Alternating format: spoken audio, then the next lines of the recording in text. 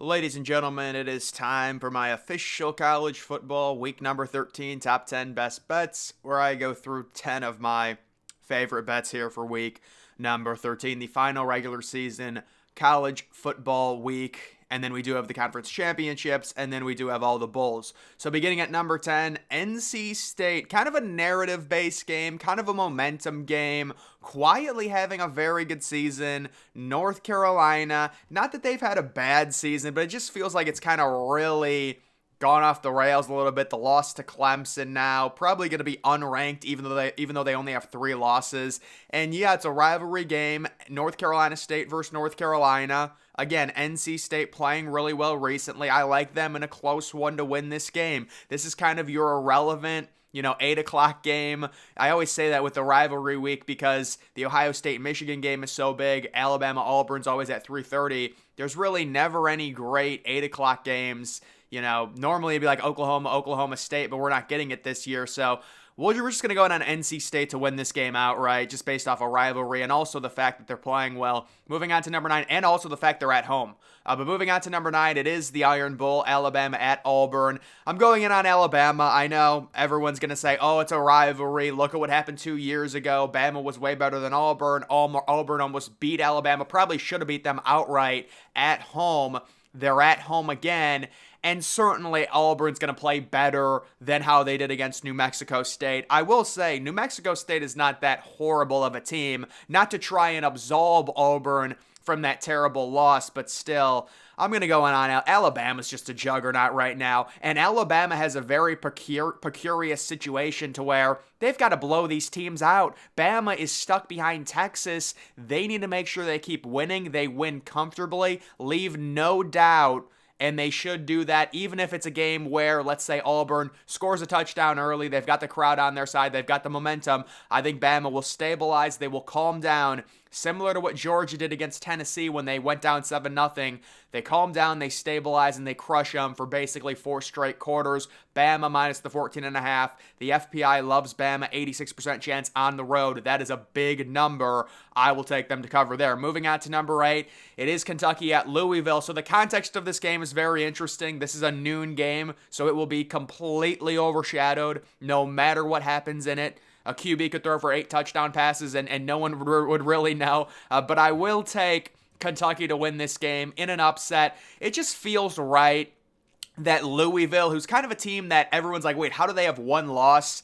They lose a game like this where no one really pays attention. Kentucky, really not that bad. I mean, they're in the SEC, of course. They've lost some games. They don't have crazy talent. But if you just compared the talent on each of these rosters, Kentucky and Louisville, it's very even. You could even argue Kentucky has an edge. That's not to say Louisville is a bad team. Certainly they're not. And even if they lose this game, it's still been a great season for them. But I do see Louisville dropping this one. Yes, I did think they were going to lose last week against Miami. It could have won either way. They ended up winning. Miami had about 400 fans in attendance. That didn't help. I guess I probably should have predicted that considering their crowd problems in recent years. But either way, I just think Kentucky plus the 7. Even if they lose this game, it should be relatively close. Moving on to number 7, it is Texas A&M at LSU. So we can really start just raking in money off of games like this. I mean, Texas A&M, they're a wounded program. It's not that they're not going to try, but their starting quarterback's already out. Their head coach is fired. They're sitting plus 11. They're already not going to make a good bowl game. LSU with Jaden Daniels, they've got possibly the Heisman to play for. They have 2 ultra-elite receivers. They've got a really good offense. We know they have a bad defense, but still, this is just a narrative game. LSU is going to crush Texas A&M. 11 points is just not enough based off of the context. This is the final game, the final regular season game. It just feels like LSU is going to win this game very easily and get Daniels probably about 5 total touchdowns. He's just going to need absurd stats because he does have the 3 losses. If he wants a chance at the Heisman, I think he also needs Bo Nix to play bad because the 3 losses are going to be killer for him, but he will put up more big stats against A&M, and they should easily cover the 11. I'm not sure if this line has moved. If it has, I would be shocked if people are putting money on A&M. I know LSU's defense is bad, but it would really surprise me. Moving on to number 6, it is TCU at Oklahoma. So this is a Black Friday game at noon, 11 a.m. Central Time. Start there in Oklahoma, and I just think Oklahoma Oklahoma significantly better. Oklahoma's a really good team. I understand last week they were sitting minus 24. They barely beat BYU. That was a tough spot. The only concern is the injury to Dylan Gabriel. Is he back? Jackson Arnold, yes, he's a 5-star. Yes, he's a number 1 overall quarterback. It could be a little dicey. TCU's been a team I've actually liked more than most people because if you look at TCU, the context, obviously their record is not good, but their analytics grade them as like a top 35 team. So they're really not that bad. But in a game like this, I just think Oklahoma is very fundamentally sound. They're at home. It's the final game of the year. They're not going to sit here and blow a potential chance, maybe an outside chance at a New Year's Six Bowl by losing to a TCU, but it does depend on the quarterback.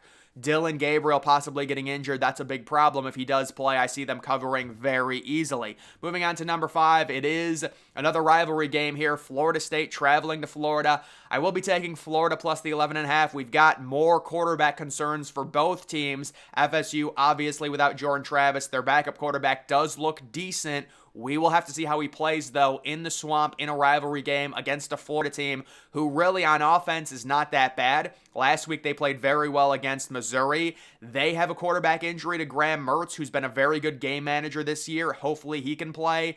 But either way, I will still take Florida. I think 11.5 is just too much. FSU, even with Jordan Travis, has played so many close games this year. And now you're talking about an emotional rivalry with your backup quarterback on the road against a Florida team that does have offensive upside.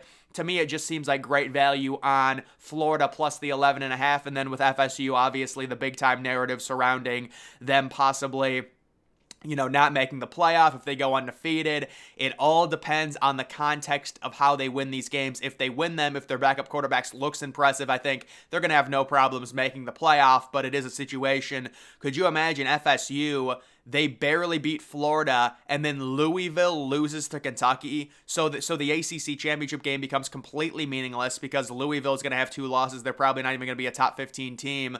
It's an interesting scenario we're going to have to follow. I do like Florida to cover in that game, though. Moving on to number 4, it is the Apple Cup. It is Washington State traveling to Washington. This is another narrative-based game. Washington cannot lose this. We understand that. And we also, actually, maybe they can lose this and then win next week. I don't know. They're going to win this game. They're minus 17. I know they don't have a great defense, but Michael Penix Jr. gunning for the Heisman. I see 3 or 4 touchdowns. They got a big win last week against the good Oregon State team. I see them winning at home here. I've got them up winning by 21. Washington State was impressive against Colorado, but it was Colorado and also Washington State. Their season has kind of gone by the wayside completely. I'll take Washington to finish off the undefeated regular season at home. Big there. Moving on to number 3. Oh my goodness. No man's land here. Notre Dame traveling to Stanford. Games at 7 o'clock at night, 4 o'clock in Palo Alto. And this game will be on the Pac-12 network. Stanford is just horrible. Notre Dame has kind of had a disappointing season. Really, I think Notre Dame's season was pretty much over when they lost to, I guess you could say when they lost to Louisville, but even when they lose to Ohio State, man, that was the brutal loss for Notre Dame, and that happened like week 4. But I'll just take the under 51.5. I do not see this being a very fun matchup to watch. I think both of these teams have kind of had disappointing seasons, at least to their standards. Stanford, you can say this was expected, but it's still bad. There's not going to be a good crowd for this game.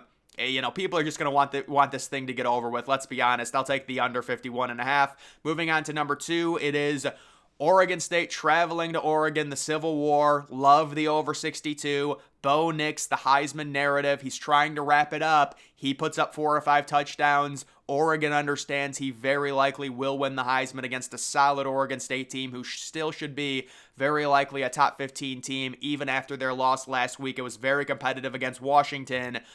I like a big-time score here, 48-31, the over 62 easily hitting with the narrative. And you also have an Oregon State team, not a great defense. I guess they did have a good defensive performance against Washington. Kind of a weird game where Washington scores 22 points in the first half and then 0 points in the second half. But I see this being a higher scoring game for sure. 62 I guess it's a higher number. For college, it's not terrible. With college, you'll get the games when it's like 71 or 72. Those are really high numbers. 62 is very doable for college football. And then moving on to number one, of course it is. It's Ohio State and Michigan. Very likely going to be a 2v3 game. The Buckeyes coming in at number two, sitting right now plus 3.5.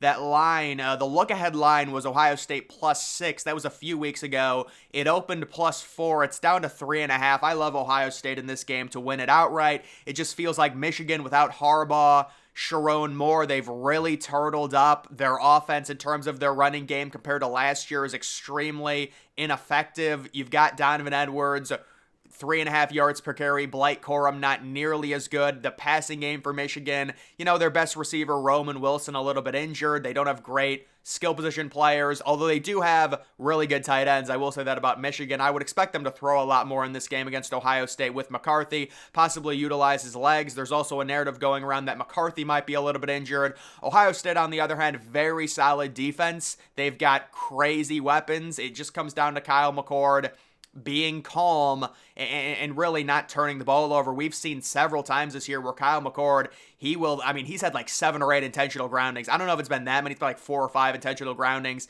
And then you also have the interceptions, you have the fumbles whenever McCord gets hit. If you're Michigan, you've got to rush him, but Ohio State, just the skill position players. People really don't realize this because the offense for Ohio State's been down.